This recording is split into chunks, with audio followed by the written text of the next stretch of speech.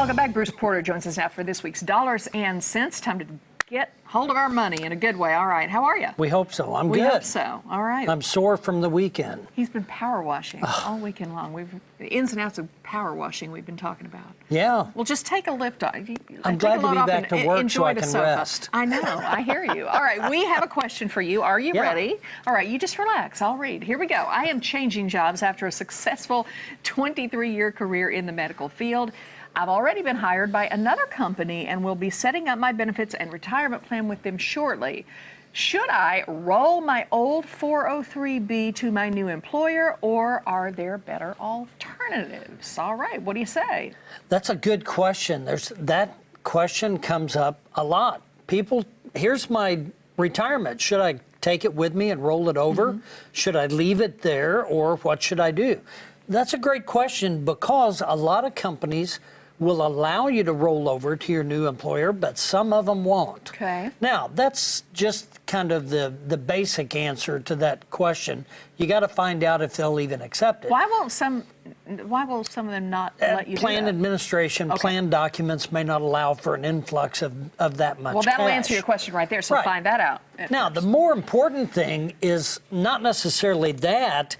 It's what are your goals and objectives now that at this point in your life, when you're transitioning to another career, you're starting brand new retirement plan. So now, if you remember your old 403B plan, you had to prove a hardship in order to get money out of it. So now that you're transitioning, now might be a really good time to think through that. Maybe I should secure that bucket of money and start brand new with a new bucket of money with my new employer. Now, what's that going to do? Well, it's going to allow you to control where those monies are. Now, you might invest that in aggressive, or you might be more conservative. So let's just say that you want to take a conservative route.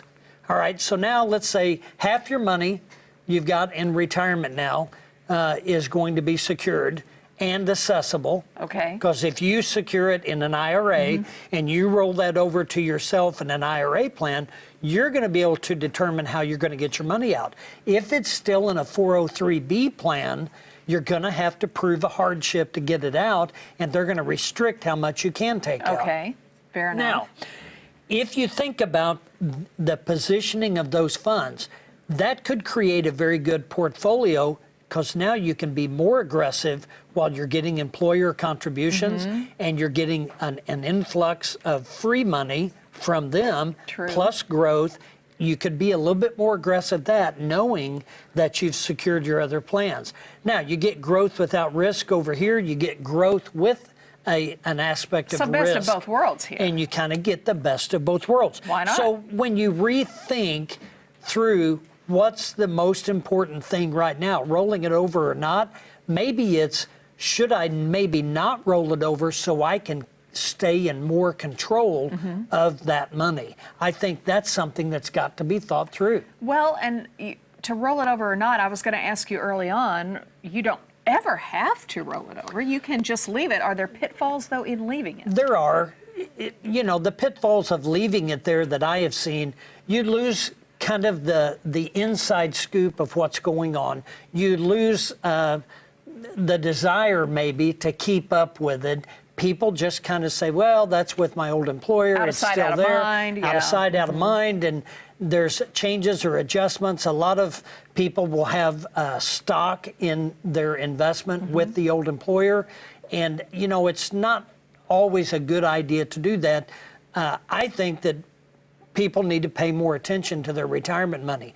It's a crisis in the United States. Not a lot of people have saved enough for retirement, and what you have saved, I think you've really got to pay attention to that and really make sure that you're trying to capitalize on your growth. Yeah, so if you do leave it, try to remember, you know, set a reminder on your phone. Stay in touch with the old administrator, or look at where those assets are and read up on those and see if they're placed in the right spot, or find somebody like you to help out. Absolutely, or ask an expert.